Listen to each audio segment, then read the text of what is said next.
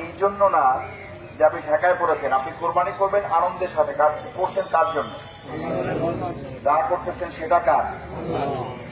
যার জন্য করতেছেন, যা করতেছেন সেটাও তার জন্য। তো সেইটা করতে গিয়ে তো আমার আনন্দ হওয়ার কথা না, কথা না, আনন্দ হওয়ার কথা। এই জন্য আরেকবার শুকরিয়া দেখে আমরা সবাই বলি আলহামদুলিল্লাহ। আল্লাহ সুবহানাহু ওয়া তাআলার কাছে দোয়া করি আল্লাহ তাআলা যেন মেহেরবানি করে আমাদের ঈদুল আজহার যে পশু যেভাবে আমরা কোরবানি করি আল্লাহ তাআলা ভুল ত্রুটি মুক্ত করে এগুলো সবগুলো কোরবানিকে কবুল করে, যেভাবে রাসূল করিম সাল্লাল্লাহু আলাইহি ওয়াসাল্লাম বর্ণনা করেছেন যে প্রত্যেক পশুর যত পশু আসে এই পরিমাণ সওয়াব কিংবা তার চেয়ে বেশি সওয়াব আল্লাহ তাআলা আমাদের নেকি হিসাবে দিবেন। আল্লাহ তাআলা এই নেকি যেন আমাদের হাসিল করার তৌফিক দান করেন, আমরা সকলে বলি আমিন। আমি যেটা বলছি যে আনন্দটা কেন, আনন্দ হচ্ছে এই জন্য যে কোরবানি ত্যাগ বা ডেডিকেশন বা স্যাক্রিফাইস করা। আল্লাহ তাআলা এই দুনিয়াতে মানুষকে পাঠিয়েছেনি স্যাক্রিফাইস করার জন্য না, ভোগ করার জন্য। দুনিয়াটা ত্যাগের জায়গা না ভোগের জায়গা?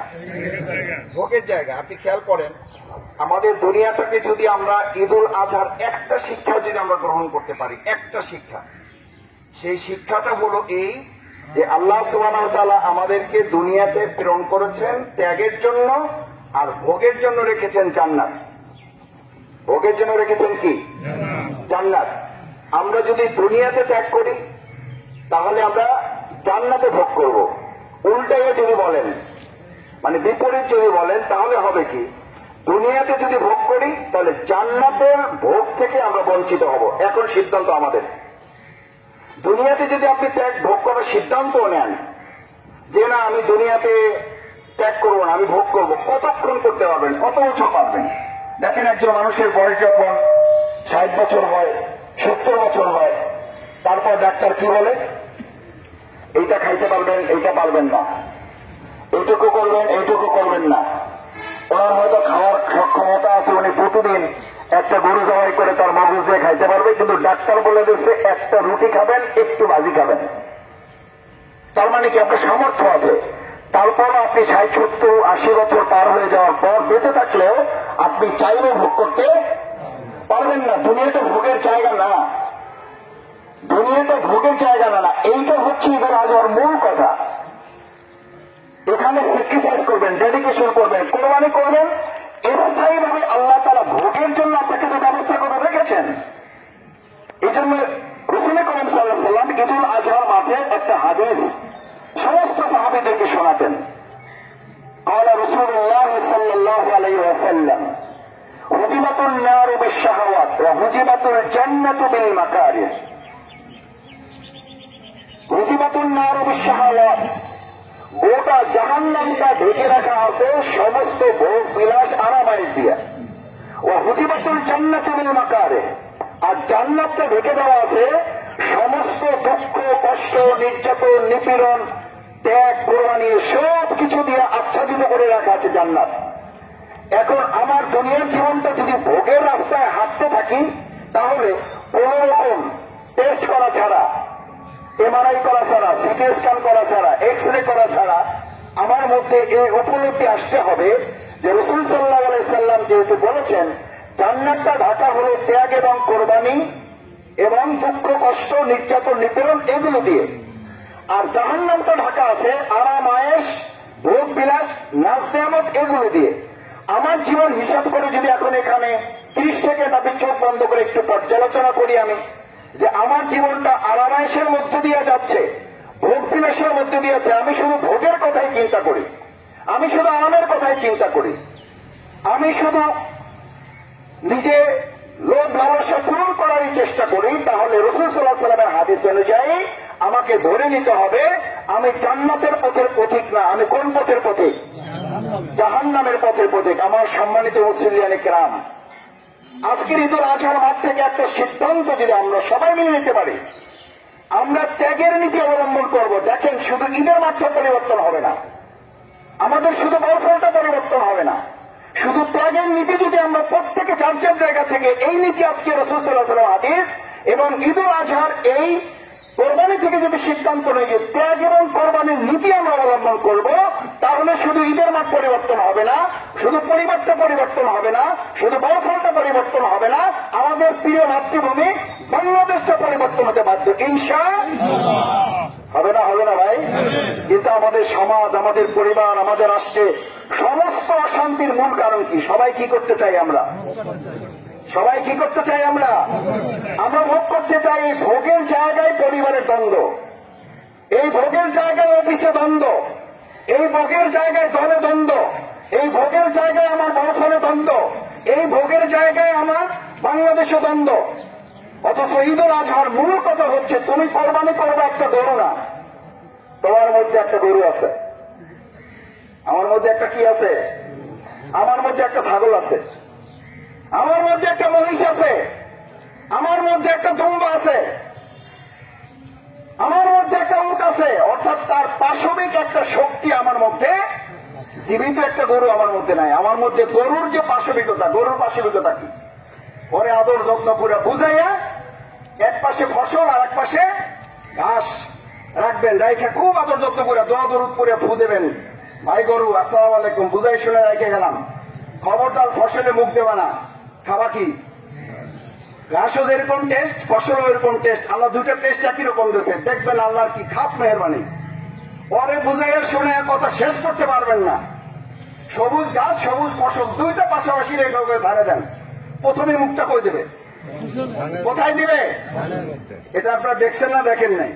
এটা আমার মুখের কথা শোনা, এটা আপনারা নিজেরা সাক্ষী, আমি এগুলো সাক্ষী।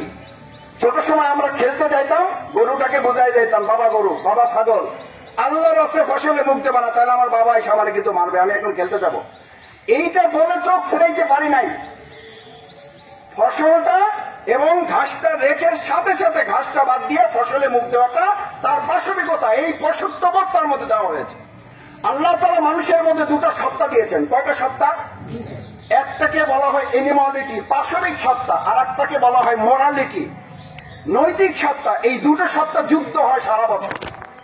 যুদ্ধে যিনি নৈতিক সত্তা বিজয়ী করতে পারেন, তিনি সমাজ এবং জাতির জন্য ভালো কিছু দিতে পারেন, এমন ভালো কিছু দিতে পারেন। আল্লাহ সুবহানাহু ওয়া তাআলা হযরত ইব্রাহিম আলাইহিস সালামকে বলে দিলেন, তুমি জাতির জন্য এমন কোরবানি পেশ করেছো, এত ত্যাগ করেছো, এত পরীক্ষায় তুমি উত্তীর্ণ হয়েছো, এত ডেডিকেশন, এত স্যাক্রিফাইস তুমি করেছো, তোমাকে শুধু আমি মসজিদের ইমাম বানাবো না, তোমাকে শুধু আমি কোন দলের ইমাম বানাবো না, তোমাকে আমি শুধুমাত্র মুসলমানদের ইমাম বানাবো না, ইন্নী জাইলুকা লিন-নাসি ইমামা, গোটা মানব জাতির ইমাম হিসেবে তোমাকে আমি বানিয়ে দেব। সুবহানাল্লাহ। ভাই, আপনি যদি পরিবারের নেতৃত্ব চান, আপনি যদি সমাজের নেতৃত্ব চান, আপনি যদি জাতির নেতৃত্ব চান, আপনি যদি মানুষের সম্মান চান, আপনি যদি মানুষের ভালোবাসা চান, আপনি যদি মানুষের হৃদয় দখল করতে চান, আপনি যদি মানুষের মন জয় করতে চান, তাহলে ভোগ না ত্যাগ? ভোগ না ত্যাগ? ত্যাগ। ত্যাগই হচ্ছে মানুষকে জয় করা, ত্যাগই হচ্ছে সমাজকে জয় করা, ত্যাগই হচ্ছে সমাজকে পরিচালনা করা, ত্যাগই হচ্ছে রাষ্ট্রটাকে পরিচালনার জন্য অন্যতম হাতিয়ার, অন্যতম মাধ্যম। আমরা আজকে এই ঈদের মাঠে এই সিদ্ধান্তকে নিতে পারি যে আমরা ব্যক্তিগতভাবে আজকে সিদ্ধান্ত নেব যে আমরা সবাই ত্যাগের জন্য প্রস্তুত থাকবো ইনশাআল্লাহ। দেখি সবাই রাজি আছে ইনশাআল্লাহ। আল্লাহ মেহরবানি করে আজকে আজিমের মহান জায়গা থেকে আপনি আমাদের হাতগুলো কবুল করুন। আমরা যেন দুনিয়া ত্যাগ করে পরকালে জান্নাতে ভোগের জন্য নিজেদেরকে তৈরি করতে পারি। আমাদের সম্মানিত জিওনো মহোদয় আমাদের সামনে উপস্থিত হয়েছেন। সম্মানিত মুসল্লিয়ানে কেরাম, আমি আমার কথাও শেষ করে দেবো, যেহেতু যত সময় আমাদের সালাত অনুষ্ঠিত হবে ইনশাআল্লাহ। শেষ কথা হচ্ছে এই যে ত্যাগ এবং ভোগ, এই যে আজকে কোরবানি, আল্লাহ রাসূল সাল্লাল্লাহু আলাইহি ওয়াসাল্লাম বললেন তোমরা কোরবানির পশু জবাই করো, নিজেদের মধ্যে একটা পশু আছে এটাকে জবাই করো। আজকে আমরা শুধু গরু জবাই করবো না, আমরা শুধু মহিষ জবাই করবো না, আমরা শুধু ছাগল জবাই করবো না, আমরা শুধু উট জবাই করবো না, আমরা শুধু দুম্বা জবাই করবো না। আমরা কি এই সিদ্ধান্ত নেব যে আমার মধ্যে একটা পাশবিকতা আছে, যেই পাশবিকতার কারণে আমাদের 3 বছরের একটা অন্য সন্তানও আজকে রক্ষা করা কঠিন হয়ে যাচ্ছে। এই ঘটনা আছে না নাই? এটা কি নৈতিক শক্তি থাকলে হয় না পাশবিক শক্তি থাকলে হয়? আমরা বলি না এটা পাশবিক নির্যাতন, মানুষের তখন মানুষ থাকে না। আল্লাহ তাআলা বলেন যখন নৈতিক শক্তি হারিয়ে ফেলে, উলাইকা কাল আনআম, আমরা এই পশু যে গালিটা দেই আমরা, এটা আল্লাহ তাআলা বলেছেন কোরআনে।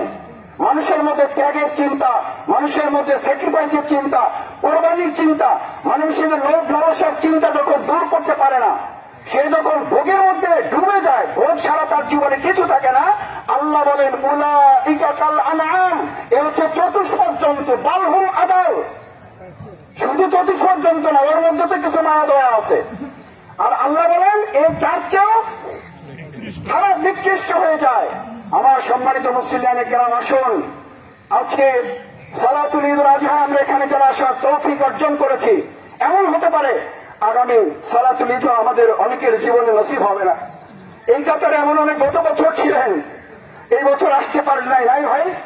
আমরা আজকে এখানে তাদের জন্য দোয়া করি, আল্লাহ মেহেরবানি করে গত বছর ছিলেন, এবছর আসতে পারেন নাই।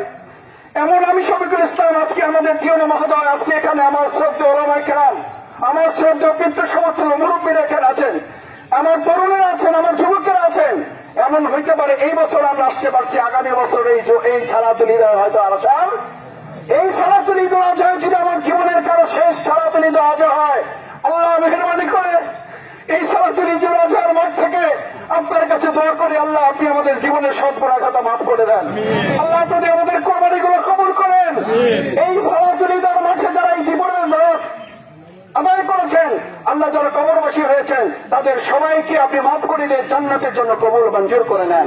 আল্লাহ আগামী দিনে আমাদের এই প্রিয় সালাতুল ঈদুল আজহার মাঠকে আরো পরিপূর্ণভাবে আমরা যেন কোরবানির শিক্ষা নিয়ে জীবন পরিচালনা করতে পারি, পরিবার পরিচালনা করতে পারি, সমাজ পরিচালনা করতে পারি, রাষ্ট্র পরিচালনা করতে পারি, সেই তৌফিক যেন আল্লাহ তাআলা আমাদের সবাইকে দান করেন।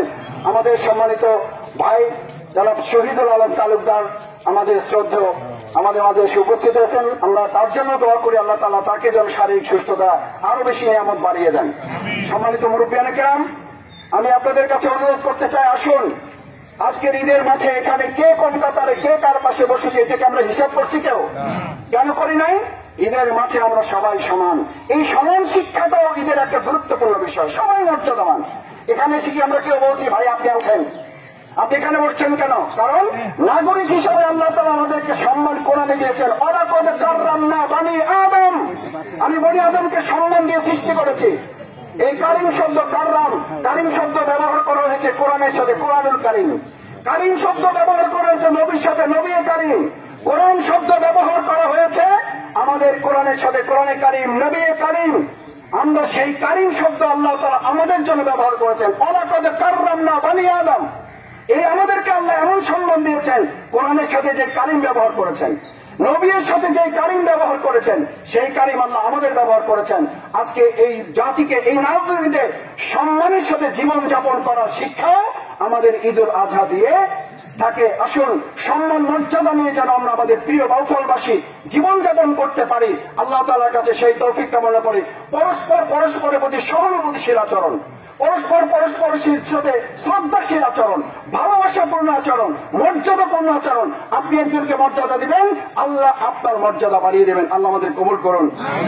আবার একবার তাকবীর পরে আল্লাহু আকবার, আল্লাহু আকবার, লা ইলাহা ইল্লাল্লাহ, আল্লাহু আকবার, আল্লাহু আকবার, ওয়ালিল্লাহিল হামদ, আল্লাহু আকবার, আল্লাহু আকবার, লা ইলাহা ইল্লাল্লাহ, আল্লাহু আকবার, আল্লাহু আকবার, ওয়ালিল্লাহিল হামদ। জোরে আল্লাহু আকবার, আল্লাহু আকবার, লা ইলাহা ইল্লাল্লাহ, আল্লাহু আকবার, আল্লাহু আকবার, ওয়ালিল্লাহিল হামদ। আসসালামু আলাইকুম ওয়া রাহমাতুল্লাহি ওয়া বারাকাতুহু।